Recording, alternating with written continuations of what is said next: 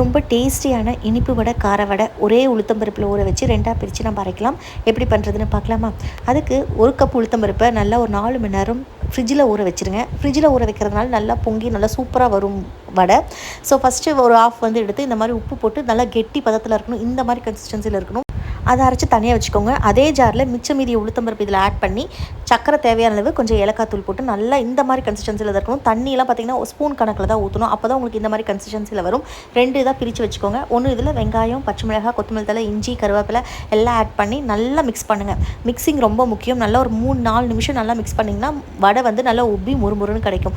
இது இனிப்பு வடைக்கு மேலே கொஞ்சம் ஒரே ஒரு ஸ்பூன் அரிசி மாவு மட்டும் ஆட் பண்ணி தனியாக மிக்ஸ் பண்ணி வச்சுக்கோங்க. ஸோ நீங்கள் மிக்ஸ் பண்ணுறது வந்து ரொம்ப இம்பார்ட்டன்ட். இது ஒரு டிப்பு தான். அதே மாதிரி 2வது டிப் வந்து பார்த்திங்கன்னா ஃப்ரிட்ஜில் வச்சு ஊற வச்சு பண்ணுங்கள். ரொம்ப வடை வந்து சூப்பராக கிடைக்கும். இந்த மாதிரி முறுமுறுன்னு கிடைக்கும். ஸோ இந்த வடையை நீங்கள் கெட்டி சட்னி, சாம்பார் வடைகள்லாம் போட்டு சாப்பிட்டிங்கன்னா வேறு லெவலில் இருக்கும். கண்டிப்பாக ட்ரை பண்ணி பாருங்கள்.